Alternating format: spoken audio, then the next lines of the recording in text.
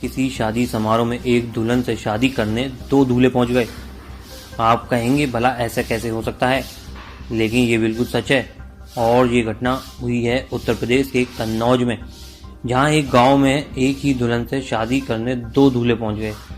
दरअसल हैरानी की बात यह है कि जो दूल्हे शादी के मंडप तक लड़की से शादी करने पहुंचे थे, उसमें से एक युवती का प्रेमी था, जबकि दूसरे दूल्हे को युवती के घर वालों ने चुना था।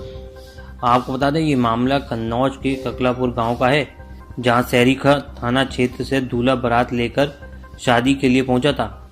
दरवाजे पर पहुंचे बारात का स्वागत करने घर वाले पहुंचे। जब शादी की रस्में चल रही थी, उसी दौरान वहां दुल्हन का प्रेमी बारात लेकर पहुंच गया।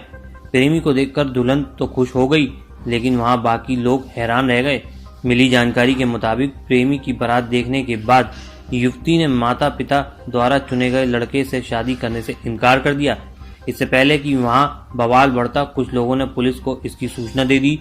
मौके पर पहुंची पुलिस ने प्रेमी और दुल्हन को हिरासत में ले लिया। इसके बाद दोनों पक्षों में सुलह के लिए बातचीत होने लगी। बता दें कि युवती के प्रेमी की भी 23 जून को शादी तय हो चुकी थी, लेकिन वो बारात लेकर प्रेमिका के घर पहुंच गया। गौरतलब है कि प्रेमी की जिस परिवार में शादी तय हुई थी, वो भी मौके पर पहुंच गए और प्रेमिका से उसकी शादी का विरोध करने लगे। तीनों पक्षों में चली घंटों की पंचायत के बाद युवती के परिजनों ने दूल्हे का सामान वापस कर दिया।